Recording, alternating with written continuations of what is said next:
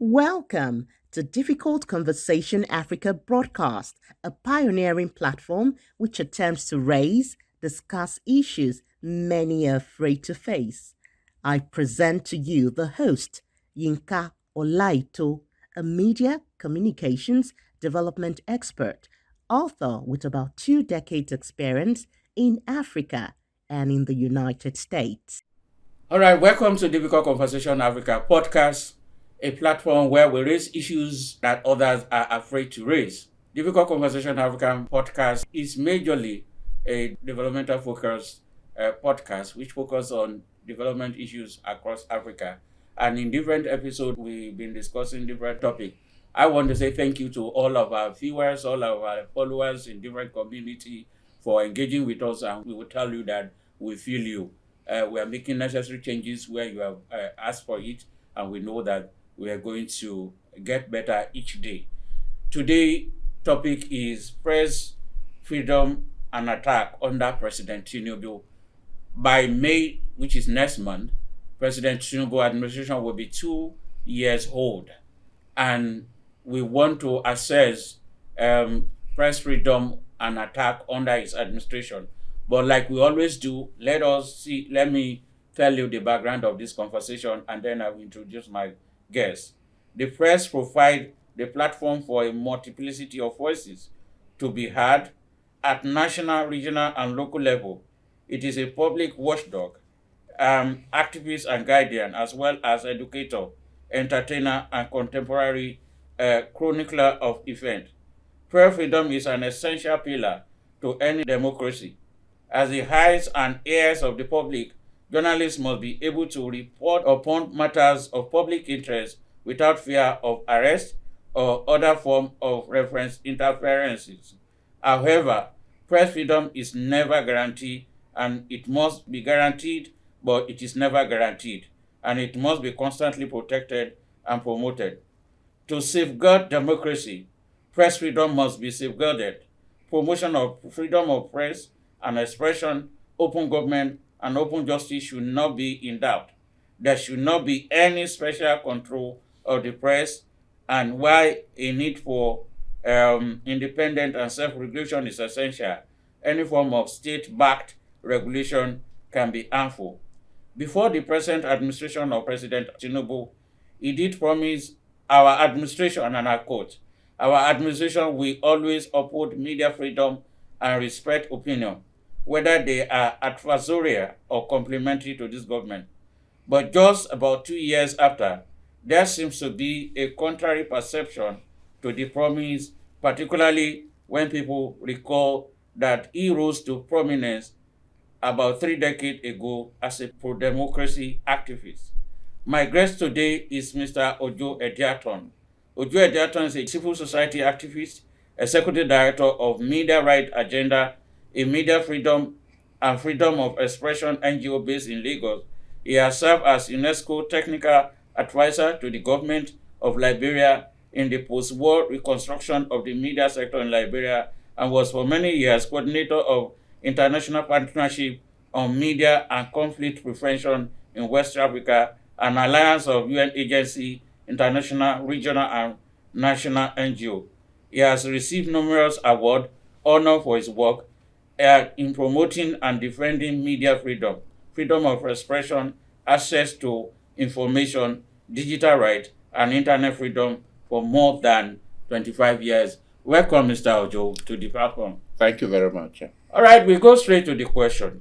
Democracy needs freedom of press and speech to thrive. Why is this essential? Well, you cannot talk about democracy without expecting to see certain attributes. Some of those key attributes in a democratic setting include things like transparency in governance, accountability of government, public participation in the governance process.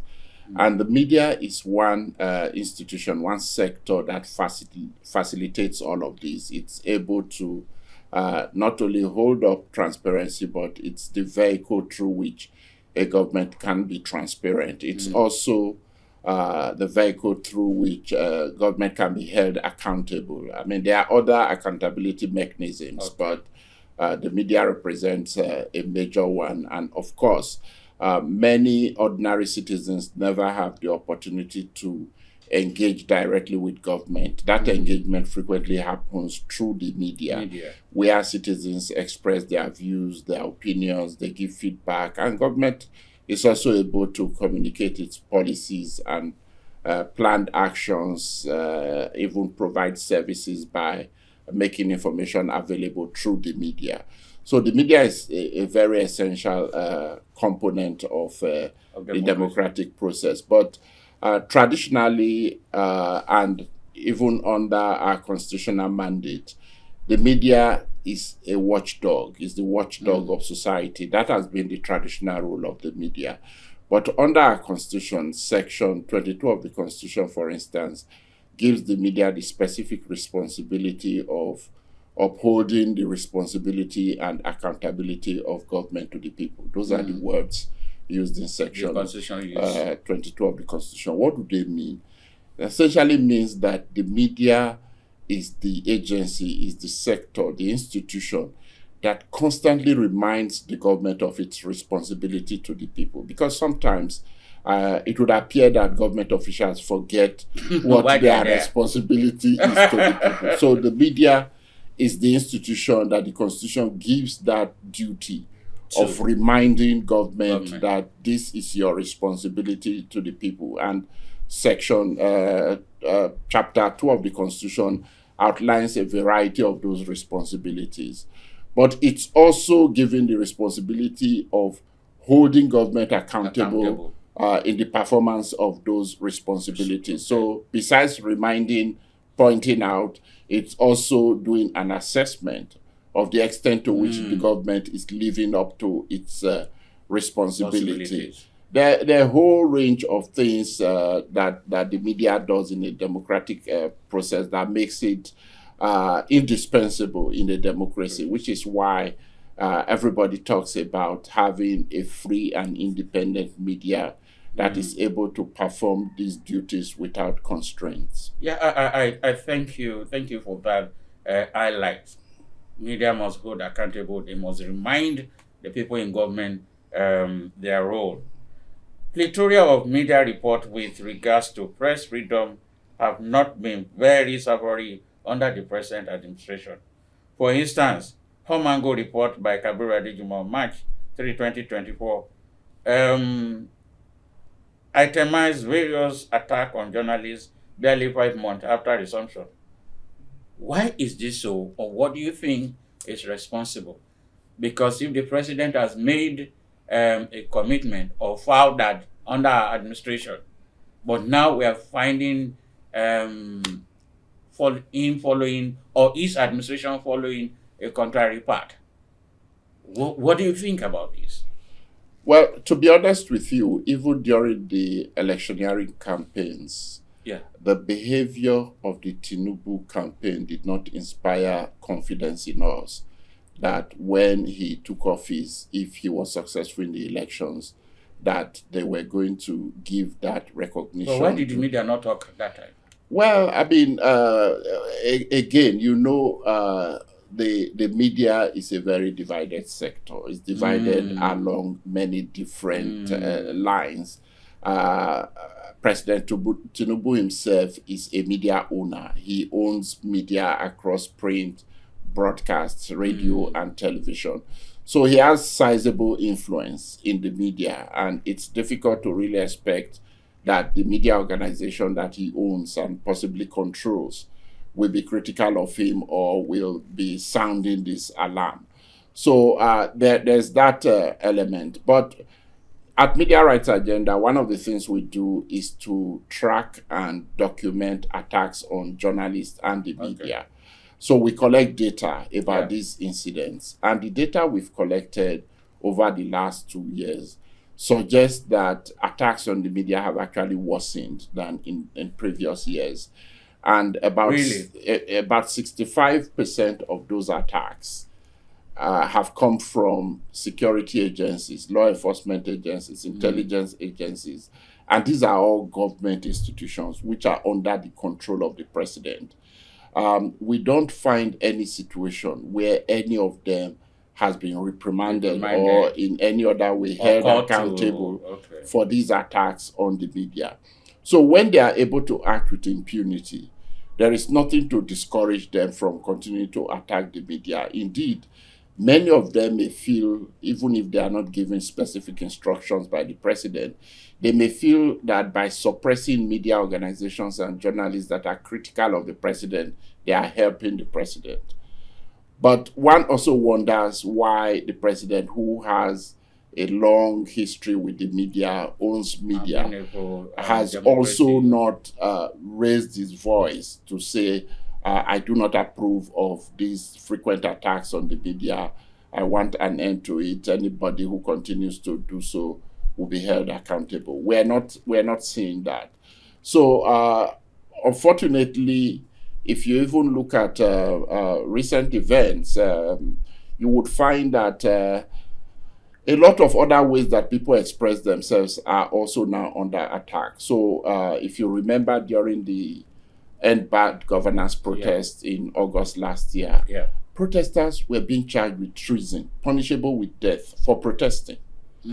I mean, so that is the biggest assault you can do on freedom of expression, for people to be charged with treason for expressing themselves, exercising a right given to them by the Constitution, as well as regional and international instruments. So I think that because we are not seeing anybody being held accountable for attacks on the press and journalists, it continues to happen, and they get bolder and bolder and keep doing it. But I think, in fairness to them, Mr. Ojo, a recent event happening last month about this over seriousness of a nursing school in Delta State and all of that, where the office of the First Lady press secretary did say that they should not victimize that lady. Is that just one out of a flash out of pan? Well, indeed, even before the office of the press, the First Lady responded to that. The Commissioner of Information of the state had already intervened to say that the letter of invitation written to the nursing student should be withdrawn. Yeah. And the issue was so heavily highlighted and shared on social media that I think it caused an embarrassment, which in my view... But there was this case of a girl, of the NYC girl too, which caused embarrassment, but nothing was done. The withdrawal was not made, or all that. Well, just for us to look at whether there have been those actions of a flash in the pan or a regular... if you distinguish those two incidents, so one thing becomes clear.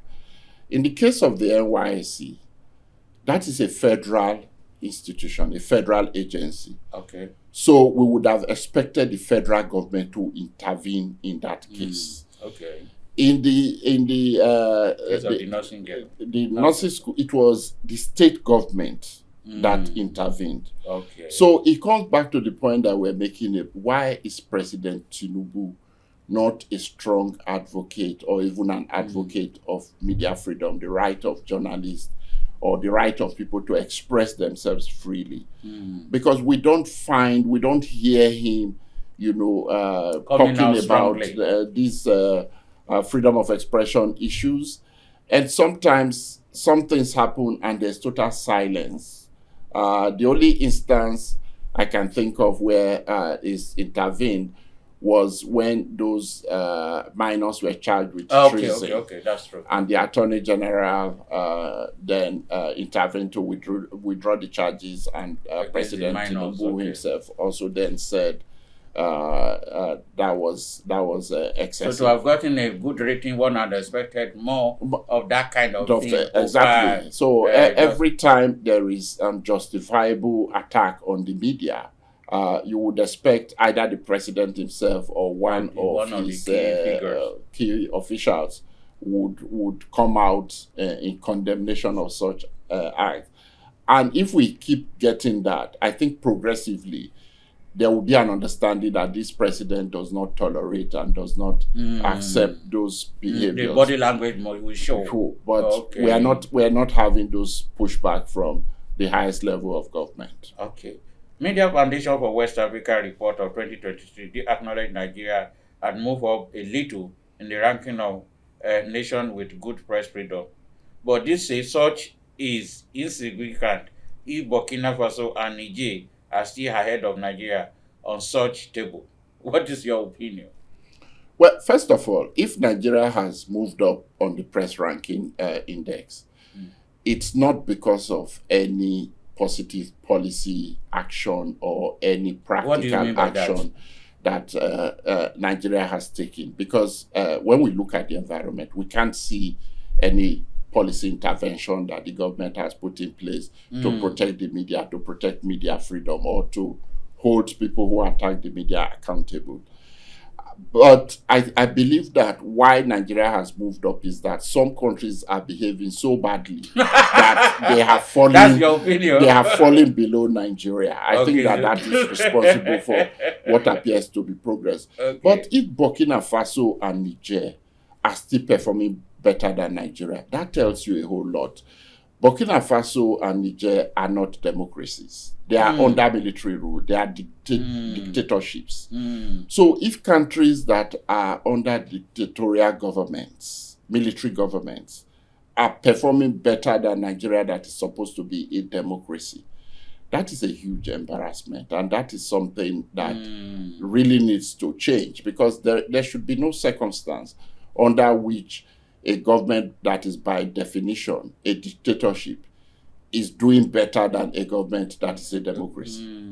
So I think that those two factors are important, because we really cannot say, okay, since this administration came in, they've passed this law to protect the media or to protect freedom of expression, they've adopted this policy, or the best they've done is really an amendment of Section 24 of the Cybercrime Act. But even since that amendment was effected in April of 2024, the police has continued to charge journalists and other people under that Section 24, under the old Section 24 of the Cybercrime Act. So you will find cases that have been filed in court subsequent to that amendment, still citing that Section 24. And worse is the fact that nobody's also calling them to order. Nobody's saying, why are you continuing to use this provision that has been amended, that the ECOWAS court has declared to be a violation of the right to freedom of expression? Is that also an indictment on the press itself? Why is press not making that, stepping up that conversation? Well, again, unfortunately, there's a separate conversation to be had about the extent to which journalists and members of the media are knowledgeable about the legal framework and the regulatory environment under which we are operating. Many journalists are simply chasing after stories without really looking at, what are the issues that impact the performance of our functions, that affect the way we do our jobs, that constrain our ability to be independent journalists. And I think that this is where we require the professional bodies in the media to also step up and begin to put programs in place to empower their members. So they can actually understand. They can understand. Because one thing to do the story side, the actual part, but it's also important for you to understand the legal framework that guides such things so that you speak up. And also highlight developments that are taking place. If the Cybercrimes Act was amended, and a lot of journalists are not aware and they are not reporting it and they are not analyzing what is the significance. Does it go far enough? What else remains to be done? Why are policemen still using the same act that has been amended to indeed? What may interest you is if you follow these issues, you will know that way back in the 1980s, two separate divisions of the Court of Appeal declared the offense of sedition unconstitutional. Till today, police continue to charge people with sedition. Really? Yeah, no, I'm aware that they continue, but They continue, but since 1982, in two cases, Chikeobi and the state. The other one was what was this other politician's name? Anyway, two separate cases. Court of Appeal said this when it comes to provision of sedition, it was put in the law by our colonial masters to prevent people in the colonies from agitating, from expressing themselves, from criticizing the government. They are inconsistent with the right to freedom of expression in our constitution and declared them null and void. But till today, we're talking about over 40 years later, police are still using offense of sedition to harass journalists and again, political. Why is it that we are silent about this, especially the media and civil society, media-related civil society organization, to be able to push this kind of conversation ahead and say, hey, when it comes to sedition and this, it's no longer something that police should arrest you about? Because I can tell you for free that many journalists, like you said, are still putting story. Oh, yes. So it's, again, you know that civil society organizations also struggle to get media attention to, yeah, to be able to put many Some of these these things together issues in the media. You don't have the fun. And sometimes we're frustrated by the fact that even though we are fighting on behalf of the media, it's difficult for us to convince the media that these issues are important, they should be covered.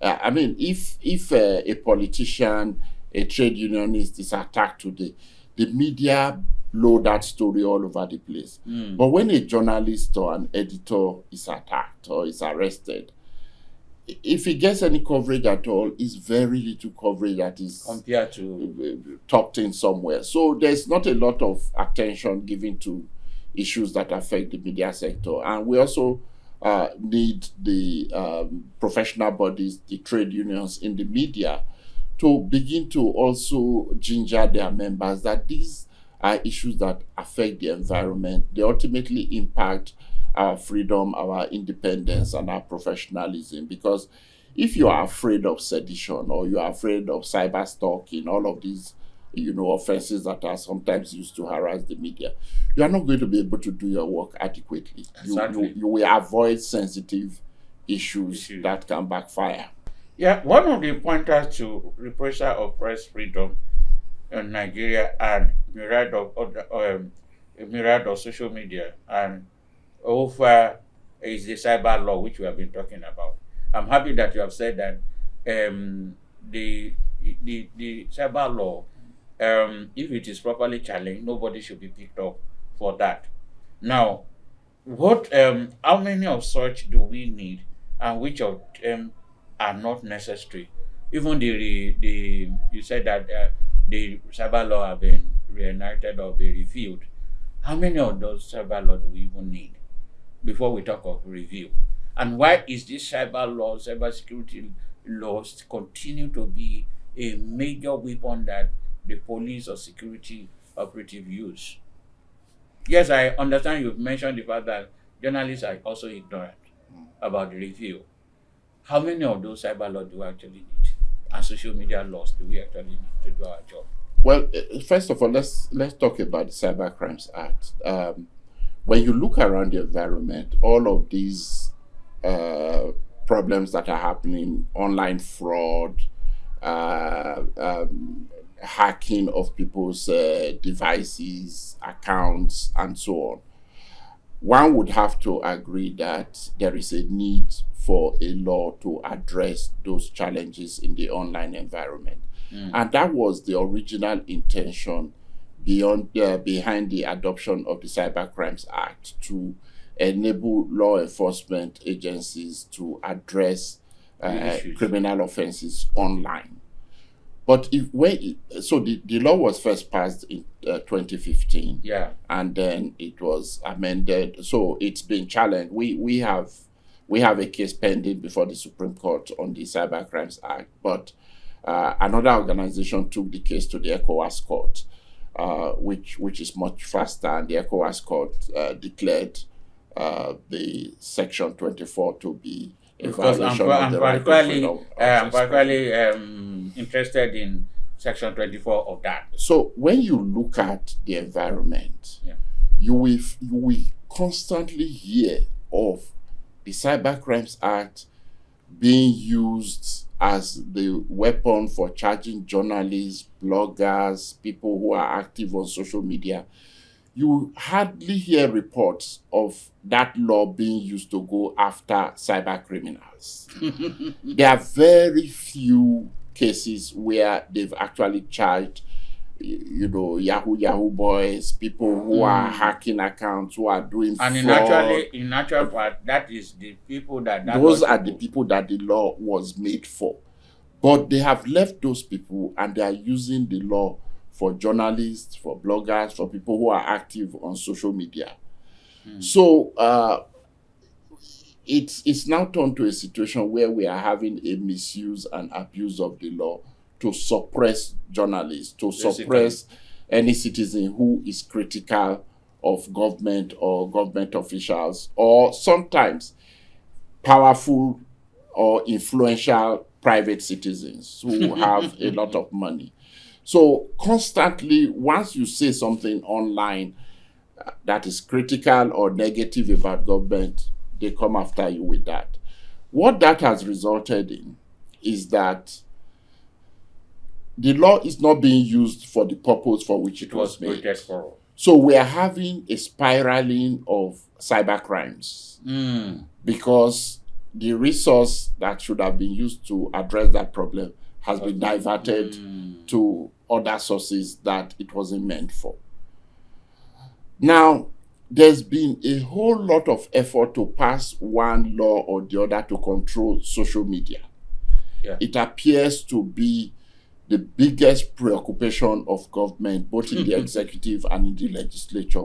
Well, every few months, every year or the other, one bill goes to the National Assembly to control social media. In fact, sometimes you have a law dealing with other issues, then they put a section or two sections that will control social media. So, for instance, a couple of years ago, there was a bill to regulate the use of credit cards and debit cards. And then within that, you now find provisions about anybody who criticizes government online, it becomes an offense. So what is the correlation between credit card and... Exactly. So it appears that for government, as citizens have increasingly embraced digital technology and are using it to express themselves, to entertain themselves, to ask questions, to highlight government inadequacies, the government is looking for ways to suppress that. And therefore, this preoccupation with passing laws to control social media, it's really in furtherance of that objective. How do we shut citizens up? How do we shut journalists up? And in a democracy, that is so unacceptable. And if you look at regional and international instruments, they've made the point quite clearly that all of this control of means of expression, including this frequent shutdown of the internet or aspects of the internet or social media. As you know, a few years ago, Nigeria suspended Twitter. Well, because of our time, let's go to the next question. Okay. There are specific sections of Nigeria Constitution which allow repression of press freedom. For instance, Section 45 of the Constitution undermine the promises of press freedom guarantee under Section 39 and 40 and 41 by allowing press freedom to be curtailed in the name of national defense, public safety, and public morality. Has that section been abused in your own field? So let me start by saying that those items that are listed in that section are important issues that need to be protected: national security or national defense, public safety, public health, public morality. All of these are grounds upon which freedom of expression, as well as some other rights, may be legitimately limited or restricted, and they are consistent with the practice at the regional and international level. So they're not unreasonable in theory. The problem is the manner in which they have been abused. International law is also quite clear about the circumstances under which these may be applied. So if you are going to restrict somebody's right to freedom of expression, whether on the ground of national security, public health, public morality, public order, any of those things that are listed in Section 45, three things are required, and it's called the three-part test under international law. First of all, it must be provided by law. Mm-hmm. You don't just get up and say, I'm president, I'm governor, you can't do this, which was, for instance, what Lagos state government did when it restricted freedom of movement during environmental sanitation. Okay. So it wasn't provided by law, so the court struck it down. So the first requirement is that there must be a law that, limits that right.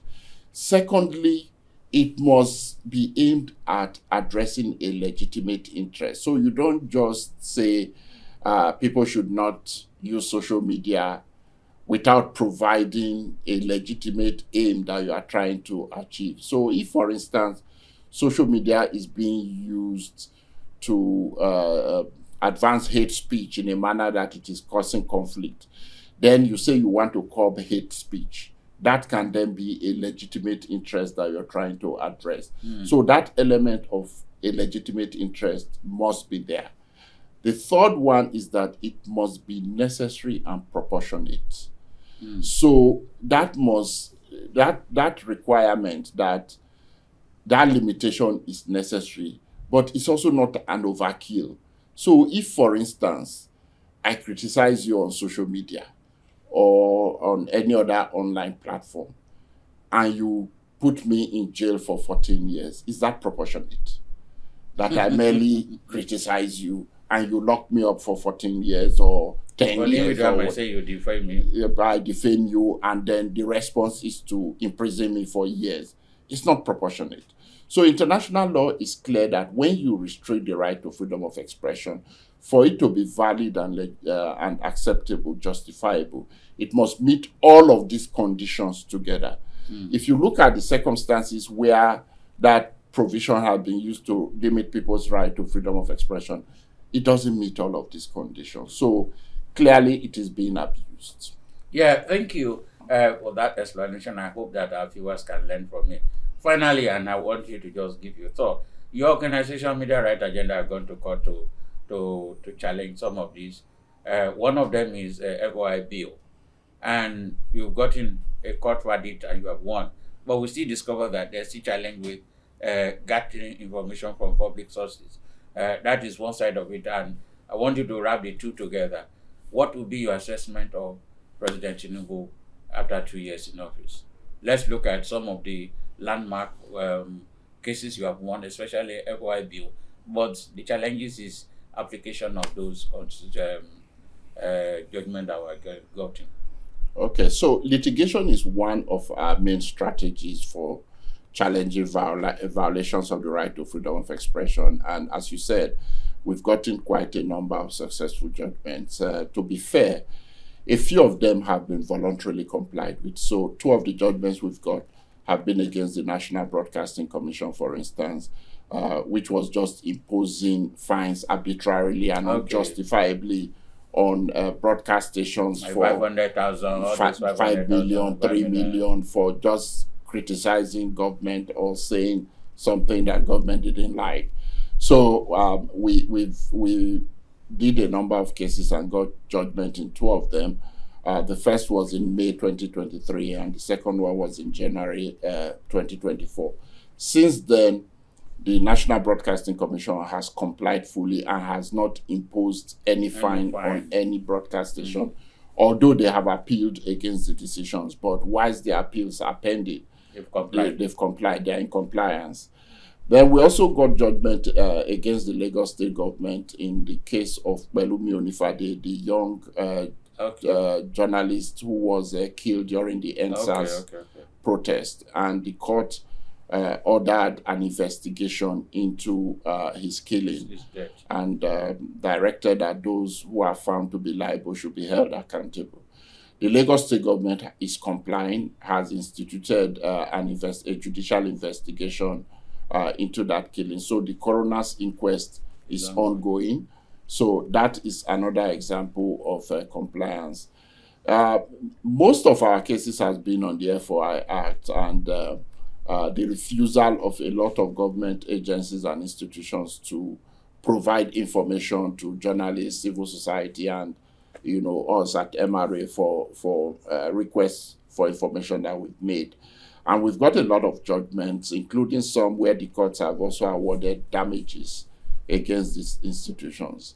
A handful of them have complied voluntarily, then after the judgment disclosed the information. Indeed, in one case, even paid damages. But the vast majority of them have not.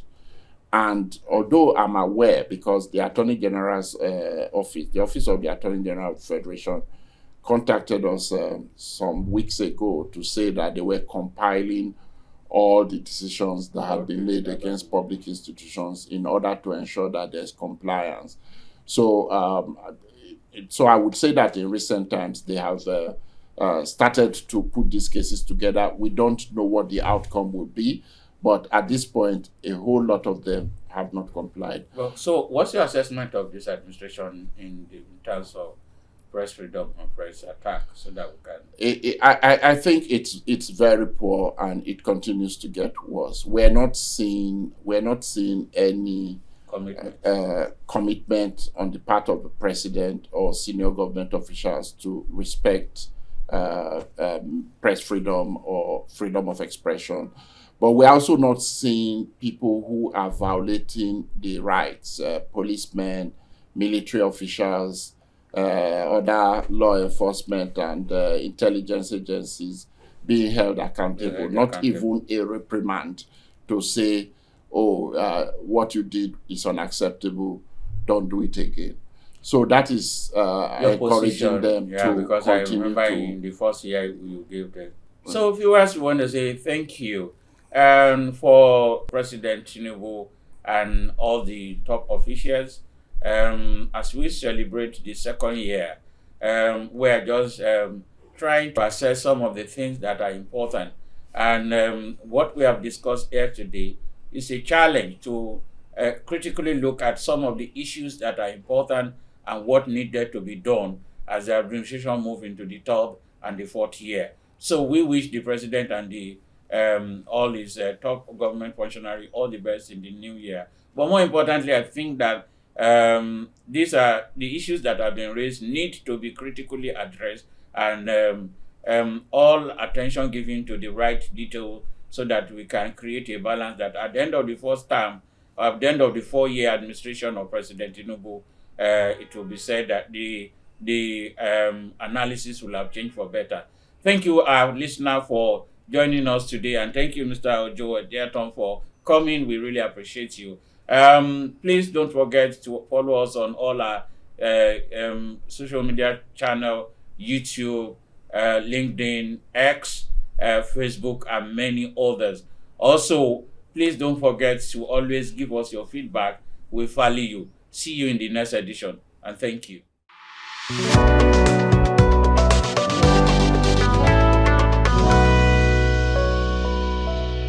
Thank you for listening to this episode. For inquiry, please send an email to info@difficultconversationafrica.org. Telephone 0809 3160 591. Please follow us on YouTube, Facebook, Instagram, and Twitter at Difficult Conversation Africa. See you soon.